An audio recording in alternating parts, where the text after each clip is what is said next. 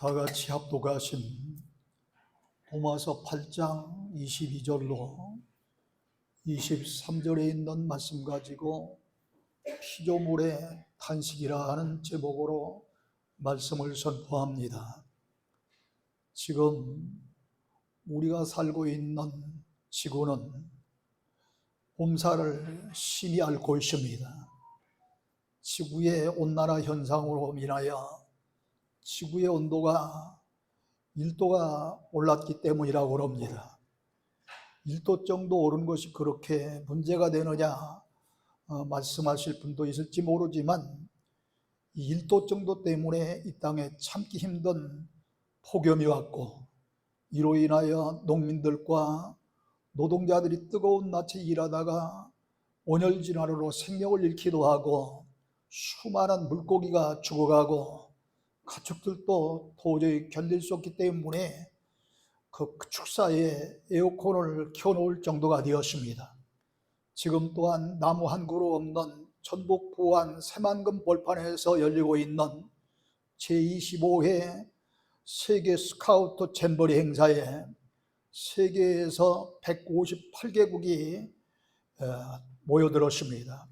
참관 인원이 약 4만 3천여 명이 되는데, 야영 행사를 하면서 35도 이상의 고온에서 화상을 입는 사람, 또 온열 질환에 걸려서 심지어 쓰러지고 또 죽어가는 그런 사람들, 벌레 물림 등의 환자가 또 1,000명을 넘어가고 있다고 합니다. 이로 인해서 세계에서 가장 많이 참가한 그러한 국가가 영국인데, 영국에서는 4천여 명이 참석했다고 그러죠.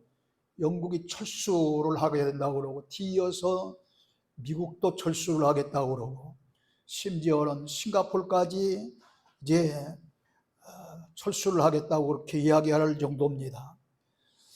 1천억의 예산을 쏟아붓고 준비 부족이라는 국제적 망신을 면치 못하게 되었습니다. 그런데 앞으로 계속해서 지구의 온도는 1도 이상으로 더 올라갈 것이라고 그렇게 과학자들은 이야기하고 있습니다. 지구가 더워지면은 남극과 북극에 꽁꽁 얼어붙어 있는 빙하가 녹아내려서 땅은 점점 줄어들고 해수면은 점점 올라갈 것입니다. 이로 인하여 지금도 겨울에도 뜨거운 여름 날씨가 예기치 않게 나타나는 곳이 있고, 여름에는 폭우가 쏟아져 땅 위의 모든 것을 쓸어버립니다. 생태계의 변화로 인해서 우리 한국도 이제 사계절이 있는 그런 온대지방이 아니라 아열대지방으로 변할 가능성이 있습니다. 뿐만 아닙니다. 이제 지구가 탄식하고 고통받고 있습니다. 예전에 아름다웠던 지구의 모습은 점점 그 모양을 잃어가고 있습니다. 우주에는 질병, 각종 테러와 여러 가지 사건, 슬픔, 죽음, 탄식으로 가득 차 있습니다. 그러므로 본문에서 창조된 모든 피조물이 탄식하며 함께 고통을 겪고 있다고 말씀하고 있는 것입니다. 이 피조물이라고 하는 것은 하나님이 창조하신 모든 그런 물건을 가리켜서 피조물이다, 그렇게 말합니다. 그렇다면 그 탄식의 원인이 어디에 있을까요?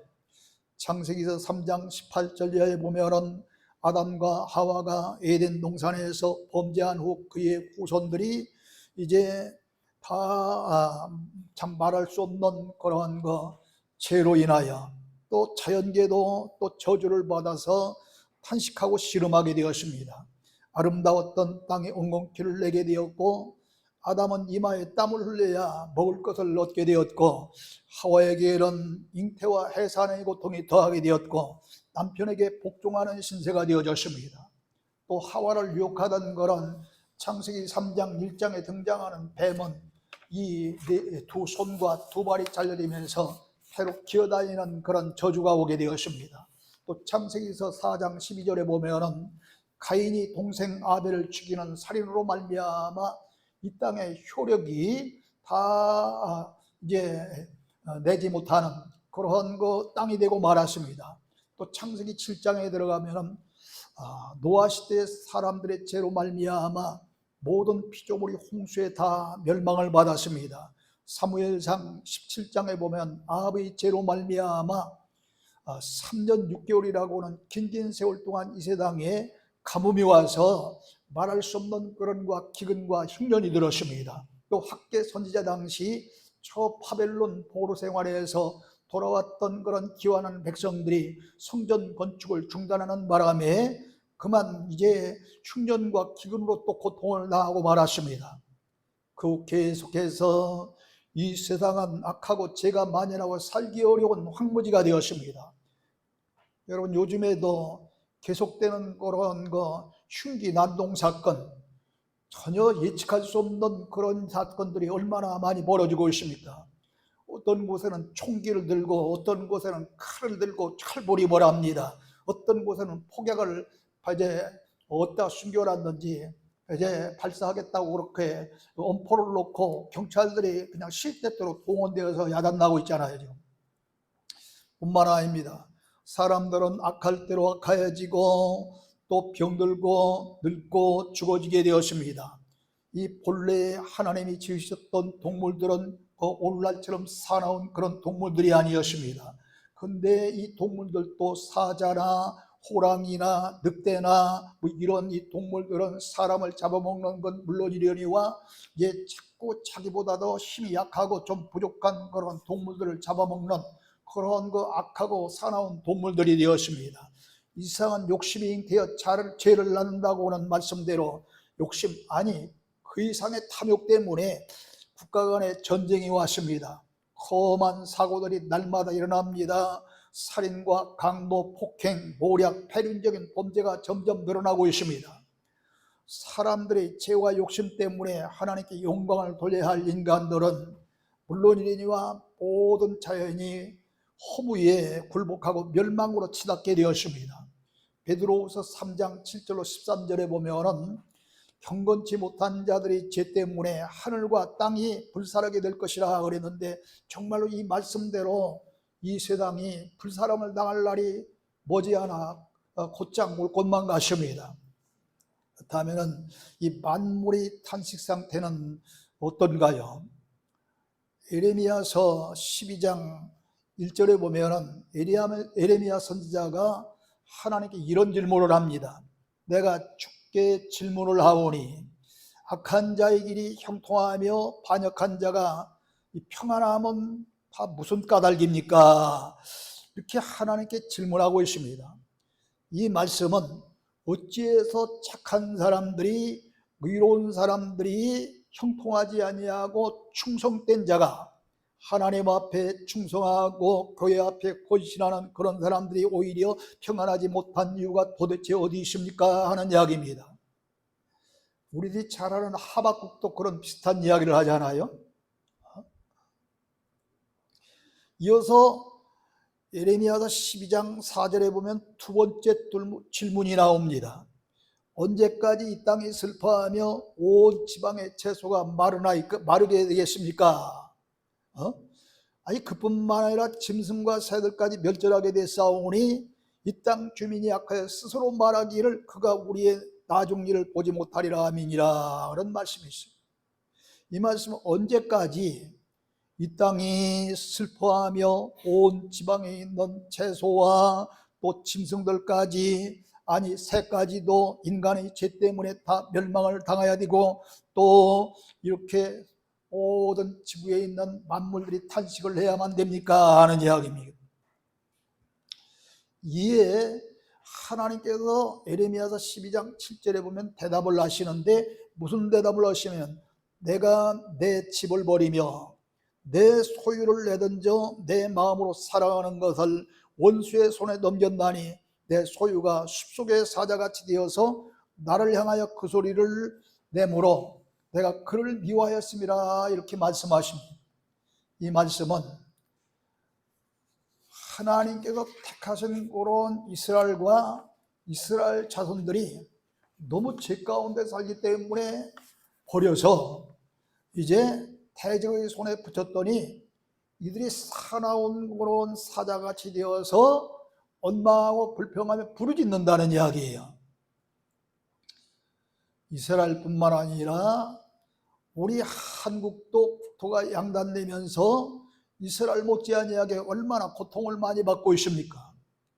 날마다 저 북녘 땅에서는 김정은이 핵개발을 하면서 시때때로 이 서울뿐만 아니라 이제는 온 한국을 불바다로 만들겠다고 그럽니다. 대놓고 이제는 과거에는 남조선이라고 그랬어요. 그때는 무슨 이야기냐면 북조선과 남조선이 하나라고 뜻을 가지고 자기들은 북조선, 이곳은 남조선이라고 그랬거든요. 근데 이제는 남조선 이야기를 쓰지 않고 대한민국이라고 국호를 씁니다. 그 이야기는 우리들이 당신네 나라를 적국으로 오겠습니다 하는 이야기죠. 이해하다 났습니다. 우리 한국은 정신 못 차리고 여야가 맨날 싸우는 일만 하고 있습니다. 선거를 앞두고 가진 그런 중상모략이 있고 그냥 거짓 뉴스만 그냥 계속해서 유튜브를 타고 얼마 후화를 날아다녀요.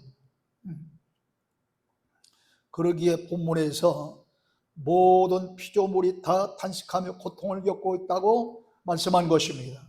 그뿐만 아니라 본문 23절에 보면은 성령의 처음 익은 열매를 받은 우리까지도 탄식하며 살 수밖에 없다 그랬습니다. 우리는 예수 그리스도를 믿음으로 말미암아 다 성령의 충만함을 받고 예수 그리스도를 주라 시라하며 그 믿음으로 말미암아 구원받게 되어졌습니다. 이 성령이 예수님 당시에는 예수님이 요단강에서 세례를 받고 오실 때에 비둘기같이 아주 그냥 온유한 아주 질서정연한 그런 성령이 임하셨는데 저 예수님께서 마지막 그런 성천을 하시면서 부탁하기를 너희는 아버지께서 약속하신 것을 기다리라. 몇 날이 못 되어서 성령으로 세를 베풀리라 하십니다. 그때에 감람산에 모였던 예수님의 그런 가족들 몇 분하고 12사도하고 120도가 마가의 다방에 들어가서 간절히 기도에 힘쓰다가 사도행전 2장 1절 이하에 보면은 바람과 같은 강한 소리와 함께 불이 혀 같은 그런 성령이 임하면서 불같은 성령이 이 세상에 임하십니다. 그러므로 말미암아 여러 성령의 체험을 오게 되는데 어떤 사람은 방언을 오게 됩니다. 어떤 사람은 예언합니다. 어떤 사람은 환상을 봅니다. 어떤 사람은 병 고치고 귀신을 쫓는 신의 은사가 임합니다. 여러분 이와 같이 성령을 체험했다고 할지라도 사람은 다 누구나 고통을 겪지 아니할 수 없다는 이야기입니다. 실제로 그렇잖아요. 말씀의 은혜를 받은 사람도 기도하다가 성령 체험을 하고 찬송을 하며 감격하면서도 삶의 현장에서는 기쁨과 고난이 언제나 교차하고 있지 않습니까? 그러기에 사도 바울은 우리 그리스도인들도 탄식하며 양자될 것 곧 우리의 몸의 속량을 기다린다 그랬습니다. 무슨 말씀이냐 하면 우리는 본래 예수 믿기 전에는 마귀와 죄의 종으로 살던 우리들이었습니다. 이렇게 마귀와 죄의 종노를 하던 우리가 예수 그리스도를 믿음으로 말미암아 하나님의 양자가 되어서 아들의 명분을 얻게 되었으므로 말미암아 죄에서 용서함을 받고 하나님의 기업을 이어받을 수 있게 되었으니 이 얼마나 감사한 일입니까? 이렇게 크고 귀한 영광을 받았으니 주님과 함께 고난도 받을 각오를 해야 한다고 성서는 말씀하고 있습니다. 무의미한 고난은 참으로 괴롭습니다. 그러나 목적 있는 고난은 오히려 기쁨이 될 수 있습니다. 어저께 제가 하도 더워서 저 부천에 있는 원정동에 있는 카페에서 누구를 만나는데 어쩌다 보니까 그 더위에도 말이죠 막 디어거를 꺾고서 막 땀을 빌빌 흘리면서 가다가 넘어지고 차피해서 가르라고 애쓰는 그런 분이 있어요. 그래서 제가 저분들이 하루 벌면 돈 10,000원이나 봅니까? 그랬더니 10,000원이 뭐예요? 몇천 원 벌어요 그런다고. 아니 이 몇천 원 벌면서 땀 흘리고 고통을 흘리는 그 사람은 참 불쌍한 참 정말로 딱한 사람인데 그래도 몇천 원씩 계속해서 모으면은 그래도 몇만 원이 되고 몇만 원이 모으면 몇십만 원이 되고 몇십만 원이 모으면 몇백만 원이 되니까 목적이 있는 고생을 넣으니까 그 땀 흘리며 고통을 받는 거예요. 그런데 아무런 목적 없이 고통받는 것은 의미도 없고 무의미한 거죠. 여러분, 일제강점기 시대에 신사참배를 강요할 때 그 유명한 주기철 목사님은 예하고 신사참배를 하셨다면 아마 살 길이 열려서 오래도록 사시면서 복음을 전하셨을지도 모릅니다. 그러나 그때 그 목사님은 오히려 십자가의 고난의 기쁨으로 기쁘게 여기고 이제 신사참배를 거부하셨습니다. 그렇기 때문에 비록 단명을 하셨지만 오늘날까지 많은 그리스도인들이 그의 위대한 신앙의 승리를 흠모하고 고난에 동참하는 것을 기쁘게 여기는 줄로 믿습니다. 여기에 신앙의 갈림길이 있습니다. 그리스도인들은 주님을 위해서 당하는 고난은 오히려 값지고 고귀하고 기쁘고 감사가 있음을 경험하게 됩니다. 그러므로 은혜 받고 감사할 줄 아는 사람은 신방하자 하면 열리를 지켜놓고 신방대회를 전합니다. 전도하자 하면 전도대회에 나옵니다. 봉사하며 교회를 열심히 섬깁니다. 또 이런 것 전도나 신방이나 봉사나 헌신이나 이런 일에 참석하다 보면 오히려 그것이 고통이나 괴로움이 아니라 기쁨에 기쁨을 더하게 되고 감사하게 되는 놀라운 역사가 일어날 줄로 믿습니다. 그런데 이런 체험이 없는 사람은 그것이 다 귀찮아요. 괴로워요. 고통스러워요. 고달파요. 그러므로 그리스도인의 신앙의 절정을 이루는 이 고난의 바른 뜻을 깨닫는 은혜가 여러분 위에 함께 하시기를 주의 이름으로 축원합니다. 이 귀한 은혜만 바로 깨닫는다면 우리는 반드시 축복의 사람들이 될 것입니다. 모든 피조물은 어서속히 하나님의 아들이 나타나기를 학수고대하고 있다고 그랬습니다. 왜 그럴까요? 하나님의 아들 예수 그리스도께서 다시 오실 때에 새하늘과 새 땅이 이루어지고 거기에 참 평화의 세상이 될 것이며 탄식 소리가 끊어질 것이기 때문에 이렇게 하나님의 아들 예수님께서 다시 오시기를 학수고대하고 있는 것입니다. 이사야서 65장 17절로 25절에 보면은 보라 내가 새하늘과 새 땅을 창조하나니 이전 것은 기억되거나 마음에 생각나지 아니할 것이다 그랬어요.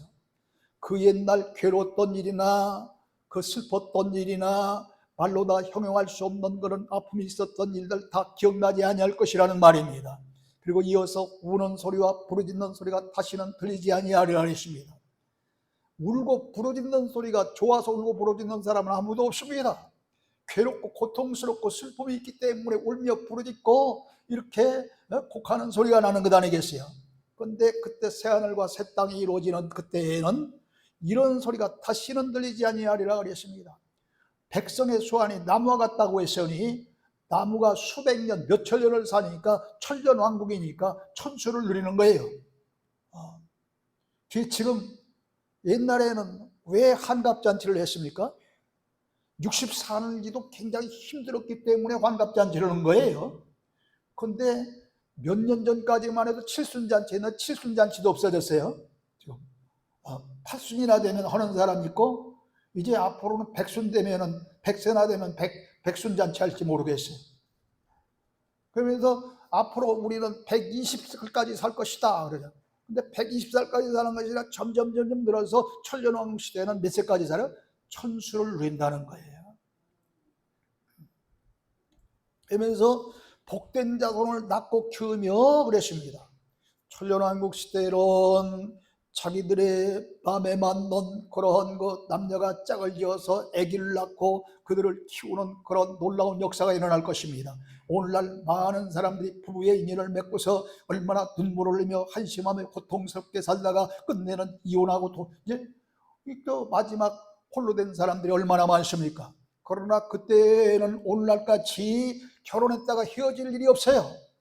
왜? 전부가 자기의 마음에 맞는 그런 사람들하고 다 결혼하게 돼서 이게 우는 소리도 곡하는 소리도 탄식하는 소리도 울부짖는 소리도 들리지 않는 그런 곳이기 때문에 이혼할 일이 없을 거 아니에요. 뿐만 아닙니다. 수고가 헛되지 아니하고, 아니 오늘날 얼마나 우리는 수고롭게 살다가 헛되게 그냥 엄청난 그런 거 낙심하고 절망하고 이런 일이 얼마나 많습니까? 돈 벌겠다고 사업하다 망해서 다 여러 가지 그러한 거 헛수고에 수포로 돌아가서 어려움을 겪는 사람도 얼마나 많습니까? 그런 일이 없다는 거예요. 재난을 당하지 아니할 것이며, 금년에 폭염뿐입니까? 폭염 전에는 엄청난 그런 수해로 말미암아 얼마나 많은 이재민이 발생했습니까? 근데 이제는 폭염 때문에 온열 질환으로 죽고 그냥 또 그걸로 끝나지 아니하고 벌레 물림 때문에 야단나고 열사병으로 죽고 야단나는 거 아니에요 지금? 이런 일이 없을 것이라는 거예요. 뿐만 아니라 부르기 전에 응답할 것이요, 우리는 간절히 하나님 앞에 나와서 기도해도 그 기도의 응답이 바로 이루어지는 사람도 있지만 수년 뒤에 수십 년 뒤에 이루어지는 사람도 있고 아예 이루어지지 않는 사람도 있어요. 근데 부르기 전에 응답하리라. 마음만 먹어도 하나님께서 응답해 주신다는 거예요. 이리와 어린 양이 함께 먹을 것이며 사자가 소처럼 즙을 먹을 것이며 뱀은 흙으로 양식을 삼을 것이라 그랬습니다. 아니 이리와 사자가 이리와 참 어린 양이, 그리고 사자가 짚을 먹을 것이며 했으니까 이런 살아왔던 동물이 본래의 모습으로 들어가서 온유한 동물로 된다는 거예요.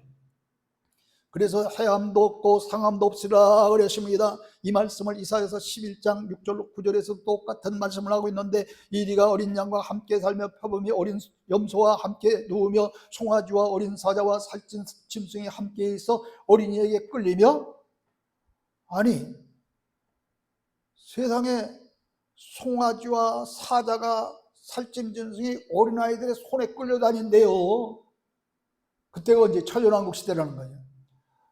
심지어 암소와 곰이 함께 먹으며 그것들의 새끼가 함께 엎드리며 사자가 소처럼 풀을 먹을 것이며 젖 먹는 아이가 독사의 구멍에 손을 넣어도 장난을 쳐도 상관이 없다는 거예요. 젖된 어린아이가 독사의 꿀에 손을 넣어도 상관이 없다는 거예요.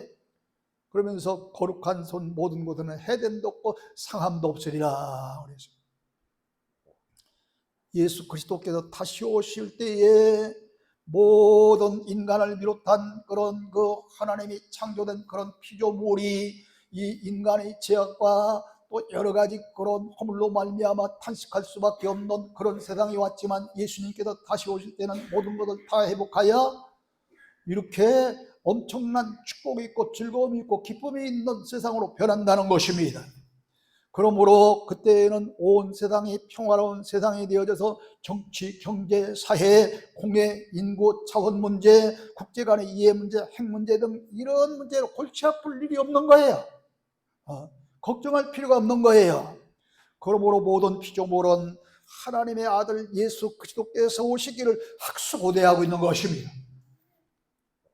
그렇다면 이 천년 왕국 시대, 아니 천년 왕국 시대, 과연 이 천년 왕국 시대가 올 것이냐? 우리가 지금 예수님이 전혀 보이지도 아니하고 볼 수도 없는 그런 예수님인데 말씀을 통해서 우리들이 믿지 않습니까? 이처럼 말씀을 믿는다고 하면 계시록 20장 4절에 보면 천년 왕국 이야기가 나오고 있습니다. 그러므로 우리들이 예수 그리스도를 믿는다고 하는 이야기는 요한복음 1장 14절에 보면 말씀이 육신이 되어 이 세상에 오신 분이 예수님이라고 그랬으니 그 보이는 예수님은 못 믿되 말씀을 믿는 것이 예수님을 믿는 것인 줄로 믿습니다. 그렇다면 성경에 기록된 계시록 20장 4절에 있는 천년왕국도 믿어야 될 것 아니겠습니까? 그런데 그때에 그리스도와 더불어서 왕노릇할 사람이 있으리라 성경은 말씀하고 있습니다. 근데 그 사람이 누구냐 하면은 계시록 20장 4절에 보면 그리스도를 증언하다가 하나님의 말씀 때문에 목배임을 당한 순교자들, 그리고 짐승과 그의 우상에게 경배하지 아니한 사람들, 또 그의 이마와 손에 그의 표, 그 짐승의 표를 받지 아니한 사람들이 그리스도와 더불어 다 이제 천년 동안 왕노릇하리라 그랬습니다. 그러므로 복음을 위해서 그동안 순교한 목회자들을 비롯해서 성도들이 천년왕국 시대에 살아서 그리스도와 왕노릇할 그런 사람들이 있다는 이야기죠. 그리고 짐승과 그의 우상에 경배하지 아니한 그런 자와 짐승의 표를 받지 않은 자들이 왕노릇할 것이라는 것입니다. 그러나 누가 짐승에게 경배할 사람이 도대체 누가 있겠습니까? 아니 소나 돼지나 뭐 혹시 그냥 그 미신을 믿는 그런 사람들은 뭐 인도 사람들은 뭐 소에게 소를 우상으로 여기잖아요. 그 사람들은 또 어딘가는 또 돼지를 우상으로 여기는 사람도 있어요. 그런 사람들은 짐승이 절할지 모르지만 어디 성경이 인도나 그 뭐 돼지에 절하는 그 국가를 위해 쓰여졌습니까? 온 세계 만방에 있는 모든 인류를 위해서 쓰여진 것이 성경이기 때문에 이 짐승은 그런 사람들을 이야기하는 게 아니에요. 그런 사람들이 절하는 사람들을 이야기하는 게 아니다 이 말이에요. 그럼 짐승이 어떤 사람이 어떤 것이겠느냐 이 말이죠. 실제 짐승이 아니라 사람이에요. 왜 그러냐? 창세기서 3장 1절에 보면 뱀은 여호와 하나님이 지으신 들짐승 중에 가장 간교한 자니라 그랬습니다. 뱀이 들짐승 중에 가장 간교한 자래요. 근데 계시록 12장 9절에 보면 그 뱀이 사탄이요 마귀요 또 천하를 꿰는 자다 그랬습니다.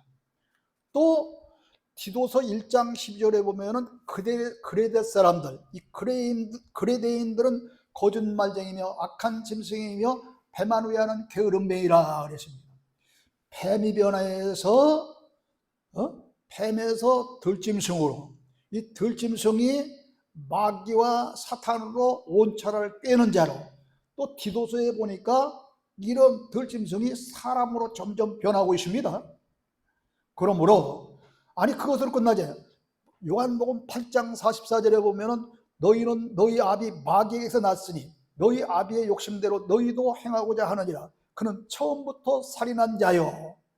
살인한 자요. 이 살인은 짐승이 사람 죽이는 걸 살인했다고 그래요? 않습니다. 잡아먹었다고 그러죠. 살인한 자요는 얘는 사람이 사람을 죽이는 걸 살인한 자라 그래요. 그러므로 여기도 이 마귀에 대해서 살인한 자라고 나오잖아요. 사람이라. 진리가 그 속에 없으므로 진리에 서지 못하고 거짓을 말할 때 다 제 것으로 말하나니 이는 거짓말쟁이 거짓의 아비가 되었습니다. 합니다. 이제 주일날 설교를 할 때 하나님의 말씀을 가지고 성경 말씀에 맞도록 설교를 제대로 해야 되는데 그 설교를 제대로 하지 아니하고 자기의 생각대로 자기의 것을 가지고 마음대로 외치는 진리가 없는 그런 이 잘못된 그런 종교 지도자가 짐승이다. 할렐루야. 그 얘기해죠. 다시 봐요. 요한복음 8장 44절 잘 새겨 들어요. 너희는 너희 아비 마귀에게서 났으니 너희 아비의 욕심대로 너희도 행하고자 하느니라. 그는 처음부터 살인한 자요. 또 진리가 그 속에 없으므로 진리에 서지 못하고 거짓을 말할 때마다 제 것으로 말하느니 이는 거짓말쟁이요 거짓이 아비니라. 거짓의 아비가 아비 마귀였잖아요. 참 마귀라고 그랬잖아요. 그러니까 이렇게 진리가 없는 이 말씀이 없는 목회자가 대단히 죄송한 이야기지만 짐승이라는 거예요. 이들에게 엎드려 경배하고 그들을 우상 씌우는 사람들이 다 지옥에 갈 사람들이고 그들에게 경배하지 아니하고 그들이 표를 받지 아니하는 사람들이 어떤 사람은 그리스도와 더불어서 왕노릇할 사람이라는 거예요. 그렇다면은 평신도가 아니라 종교 지도자의 탈을 쓴 사람들이 이단이나 사입이 목회자 가운데서도 진리가 없는 자기 주장의 합리화를 위해서 계시기록 22장 18절로 19절에 보면 성경 말씀에다 갖다 자꾸 더합니다. 성경 말씀에서 빼버립니다. 그래서 계시록 22장 15절에 보면 바로 그들이 거짓말쟁이라 그러면서 거짓말을 지어내는 자라고 말합니다. 그러니까 우리들이 생각하는 거짓말이 아니라 성경에 없는 그런 말을 진리처럼 말하는 사람이 거짓말쟁이다 이 말이에요. 그렇다면은 정상적인 목회자 밑에서 신앙생활하는 성도들이 어떤 사람이에요? 또 짐승과 그의 우상에 경배하지 아니한 자로 왕노릇할 성도일까 하는 의구심이 또 생길 수도 있어요. 그러므로 짐승과 같은 이단이나 사이비 같은 다른 복음을 외치거나 진리의 말씀인 의의 말씀을 전하지 못하는 목회자 밑에서 신앙생활하다 빠져나오려면 얼마나 순교자 못지않게 어려움과 고통이 있는지 모릅니다. 언젠가 전도사님 이야기 들어보니까 전도사님 그 친구 전도사님인지 목사님인지 모르겠습니다만 그 자녀 하나가 이쪽에 있는 신천지에서 빠져나오는데 온 가족이 다 완전히 무슨 큰 소굴에서 악당 소굴에서 빠져나오듯 그렇게 고통을 당했다고 그러잖아요. 그렇게 힘들어요. 생명을 내거는 마음대로 빠져나올 수가 없어요. 언젠가 여기 바로 이 화옥역에서 조금 들어가면 바돌롬의 성전이라고 성전 안동선 선교사라고 하는 사람을 만났어요. 그분이 계시록 22장 16절을 가지고 거기에 있는 등장하는 사람이 이만희라고 그러더라고. 당신 국어 공부 했어 안 했어? 내가 신학자들하고 싸움 붙어가지고 서로 싸우는데 하다 안 되니까 저를 부른 거예요. 왜 저를 불렀나 하니까 저 당신 지은 책 보니까 강서구의 이단대책위원장이라고 했으니까 당신이 와서 해결해야 될 거 아니냐고 그러더라고. 가서 22장 16절 놓고도 그 장 1분 만에 끝났어요. 1분 만에. 그래도 그 사람 여전히 가서 선교사로도 하더라고. 그래도. 자, 이렇게 이단과 사이비에서 빠져나올 목숨을 내거는 그런 어려움이 있고 고통이 있기 때문에 순교자 못지않은 거예요.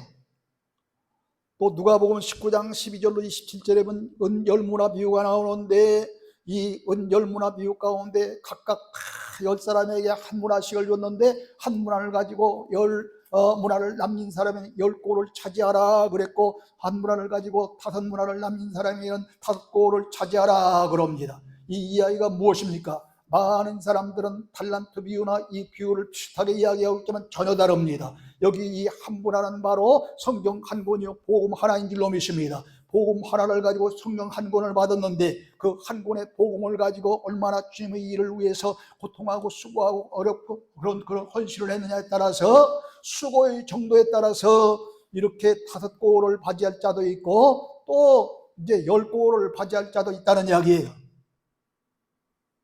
자, 여러분 헤롯을 가리켜서 뭐라고 하면 분봉왕이다 그럽니다. 분봉왕이란 오늘날 우리나라의 중앙정부에는 윤석열 대통령이 왕입니다. 그런데 각 지방 도에는 도지사가 왕이에요. 이들을 가리켜서 분봉왕이라 그럽니다. 지방자치제의 그런 지방자치단체장이 이런 왕노를 하는 거예요. 그러니까 예수 그리스도께서 오실 때 천년왕국을 이룰 때에 중앙정부에는 예수님이 왕노를 하시고 우리 예수 믿는 성도들이 정말로 순교자 정신을 가지고 하나님께서 주신 그런 복음을 가지고 얼마나 수고했느냐, 얼마나 고통을 받으면서 복음 전하는 일에 최선을 다했느냐에 따라 그 정도에 따라서 5 그런 고호를 받을 자, 10고호를 받을 자, 3고호를 받을 자 그런 역량에 따라서 각각 우리들이 다스려야 될 고을들이 다르다는 겁니다. 기왕이면 여러분 최선을 다해서 많은 고을을 차지할 수 있는 분봉왕들이 되시기를 주의 축원합니다. 그래야 되지 않겠어요? 그러므로 지금은 예수 그리스도를 믿을지라도 모든 피조물과 함께 우리도 고통을 겪으며 단식할 수밖에 없는 일이 있을 수 있습니다. 특히 주님을 위해서 헌신하고 봉사하며 복음을 전하다가 고통을 겪을 수도 있고 때로는 주기철 목사님처럼 순교할 수도 있습니다. 그렇기 때문에 아까 에레미야서 12장 1절에서 에레미야가 뭐라고 그래요? 어째서 이제 하나님 앞에 정말로 의롭고 하나님 앞에 충성을 다한 자들이 이 어려움을 당하고 하나님 앞에 악한 자들이 오히려 평탄하냐고 막 하소연하고 있잖아요. 그러나 다시 주님 오실 때는 순교자 정신을 가지고 복음을 위해서 수고한 자들은 천년왕국 시대에 왕노로 탈 수 있는 큰 축복과 그 후에 이루어질 영원 무궁의 세계에서 안식하게 될 줄로 믿으시기를 주의 축원합니다. 그러므로 고린도전서 15장 58절에 보면은 사도 바울이 우리에게 신신당부하고 있습니다. 내 사랑하는 형제들아 견실하며 흔들리지 말며 항상 주의 일에 힘쓰는 자들이 되라. 이는 너희 수고가 주 안에도 헛되지 않은 줄 알미라. 흔들리지 말고 주님을 위해서, 몸된 교회를 위해서, 하나님을 위해서, 복음을 위해서 조금도 흔들리지 말고 헌신하라는 이야기입니다.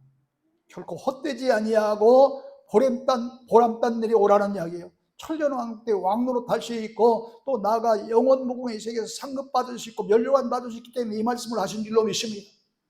우리 모두 이 사실을 깊이 깨달으면서 힘들고 어려워도 주님의 일이라면 가장 우선순위 제1위에 놓고 최선을 다해서 봉사하시고 헌신하시며 전도하는 여러분 다 되어지기를 주님의 이름으로 축원합니다. 하나님 아버지 은혜를 감사합니다. 오늘 또 저희들을 하나님의 귀한 전에 불러주시고 무엇 때문에